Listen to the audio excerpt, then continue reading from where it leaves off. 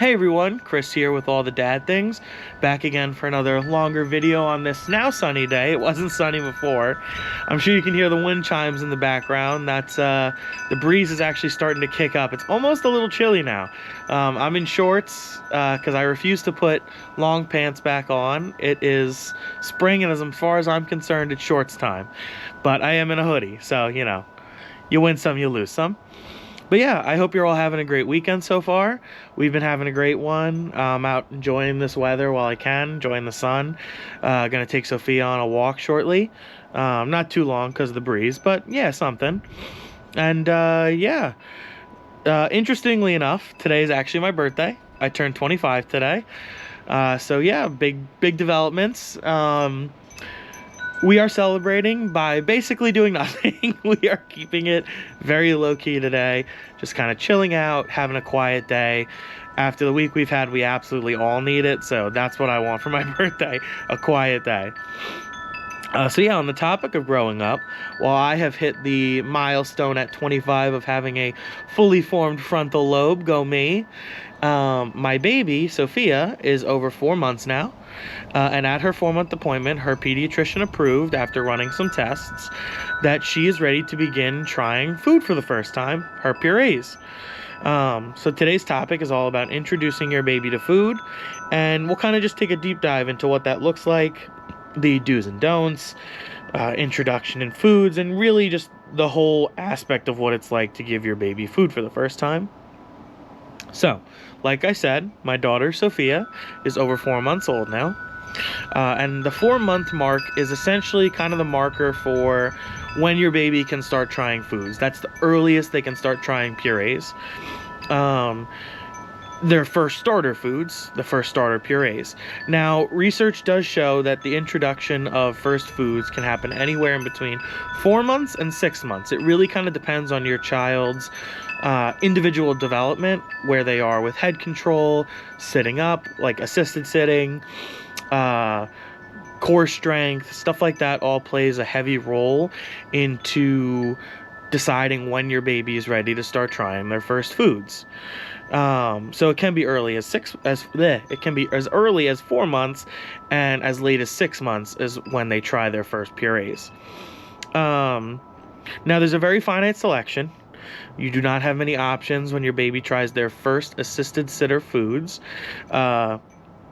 You've basically got 3 distinct categories of puree introduction. You've got vegetables, fruits, and basically like oatmeal and rice cereals. They're almost so fine that they're powder-like, and you mix them with either your baby's breast milk or formula that you give them. So you mix the kind of cereal powder with the breast milk or formula, and it almost turns it into kind of like a paste or a puree itself, and you can give them that. Now, these 3 options are marked as baby's first foods. Literally one ST baby first food assisted sitter foods. It's their first thing they can try. I'm sure you can hear the wind chimes right now. They're very loud. Yeah, they're known as level 1 assisted sitter foods. You'll see it on the jar, the plastic container, the whatever it is that you're getting. It'll say what level it's for. Now, these are the foods that can be integrated for your baby, for their system, before they can actually sit up on their own. Now, it should be noted that prior to 6 months of age, baby food provides very little nutritional value for your baby's growth and development. Really, baby food at this stage doesn't do much for actual growth and development. It's not going to make your baby gain weight, maybe a little bit, but nothing drastic, and it really won't change their growth levels that much. So you really should still be heavily relying on your breast milk or formula, depending on what you've chosen to do. That'll be where your baby gets all their nutritional value still. Now, while the purees may not provide much nutritional value, they do serve your baby in many other ways, specifically in skill development. Giving your baby puree between 4 and 6 months is great for skill development. Now, what are these skills? Well, according to my own research, my significant other Sammy's research, our pediatrician, Sophia's pediatrician, and my own observations with my daughter that I've already had, the main skills a baby learns by eating purees early at this age are swallowing, hand-eye coordination, understanding taste and texture, and what some research suggests, now there is conflicting research here, but what some research suggests, it is actually lowers allergy risks to certain foods. Think eggs, peanut butter, possibly gluten, stuff like that. Now, giving purees at this crucial age teaches the baby, one, how to swallow properly, as well as not choking on whatever's going down, while also generally allowing swallowing of something thicker than what they're used to. Obviously, the puree is going to be much thicker than the formula or the breast milk, so that introduces them to swallowing something that's a bit more robust. Two, hand-eye coordination between seeing the beginner spoon, possibly grabbing onto that spoon, and trying to get the spoon in their mouth, not all over them. You know, I can definitely say one thing I've seen with giving Sophia her purees, definitely wear a bib, because she is covered in whatever she's eating by the end of it. So hand-eye coordination. Three, it is the introduction of both something with flavor and something with texture. So it kind of expands a baby's palate with each food you introduce to them. You know, each flavor and texture experience they have enhances what they may like as they grow up, while also simply kind of getting them accustomed to the fact that food has flavor and texture now, or at least will when they get a little older. And fourth and final, like I said, there's mixed research on this, but what the predominant research is starting to show is that by introducing a variety of foods early, allergies can potentially be avoided, or at least see a decreased risk in forming and developing for your child, which, while should be done with caution and your pediatrician's approval, could be a game changer. You know, if you've got certain allergies in your family, you may be able to help your baby avoid those allergies by having them test it early on. So, with the benefits listed, readiness for food also needs to be discussed. As I mentioned earlier, Sophia's pediatrician performed a few simple tests to make sure she was ready to try the purees. Now, these tests all focused on her strength, her head control, interest in actually eating food, and the ability to sit up with support. You know, she's only 4 months, so she's still sitting with support. She's not sitting on her own yet. Perfectly fine.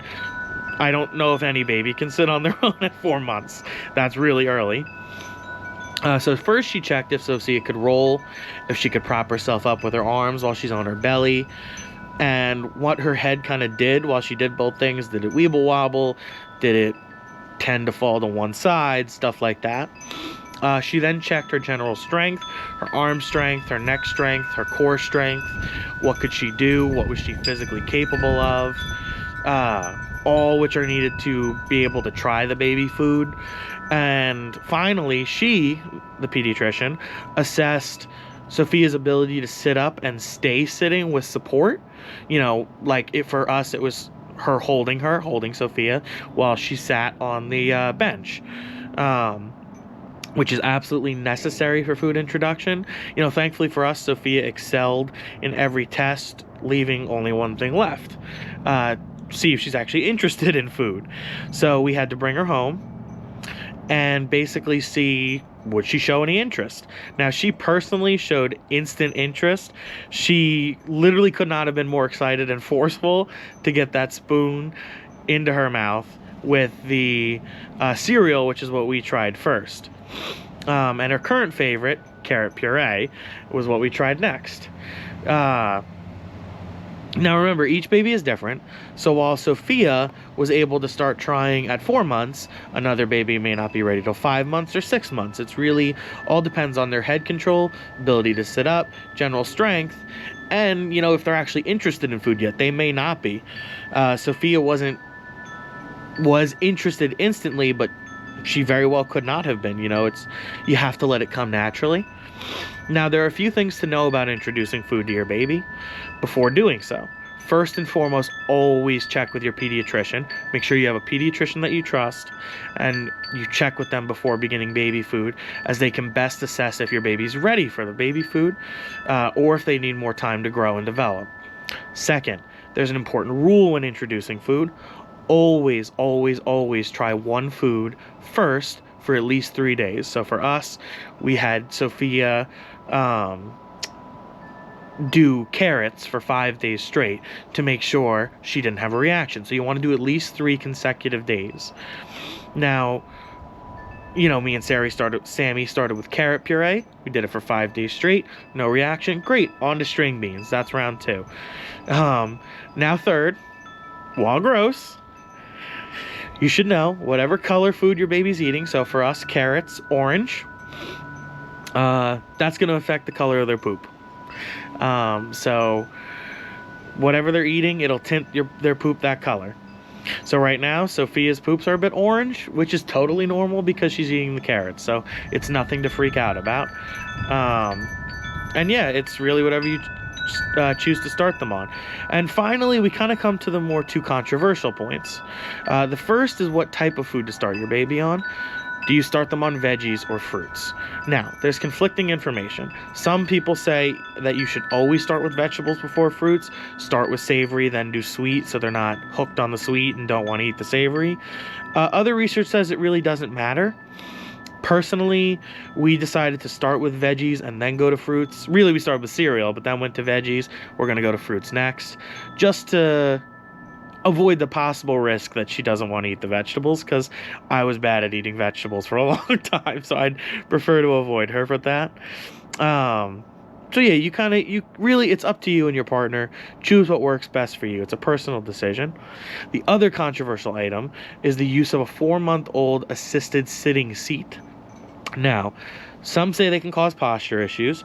Others say they actually improve posture and can improve core strength and develop your baby. Personally, this is another decision best left to you, your partner, and your pediatrician. Again, make sure you have a pediatrician you trust. And personally, we have chosen to use an assisted sitting seat.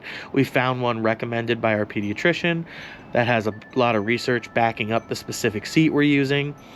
Basically saying that it does help with core strength, and as long as you monitor your baby in it and make sure they're handling it well, it's great for them. It's safe and effective.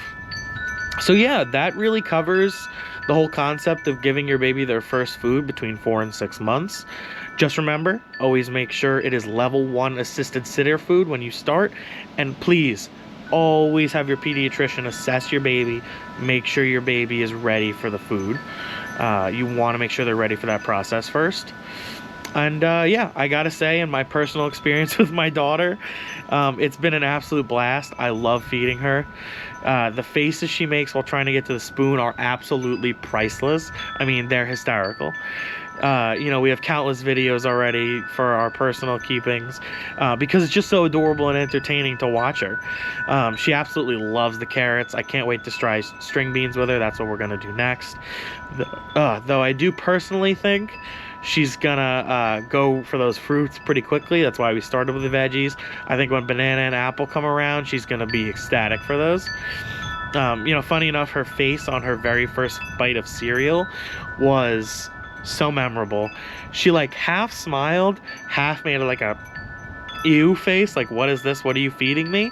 But then she was like, she mushed it around in her mouth a little bit and was like, oh this is good, and then like went feral for the spoon. So yeah, you know, comment down below, tell me about your first experience giving your child or grandchild their first foods, their first purees, what it was like for you and them. And yeah, like, follow, subscribe, comment down below, and I'll see you all tomorrow. Thank you.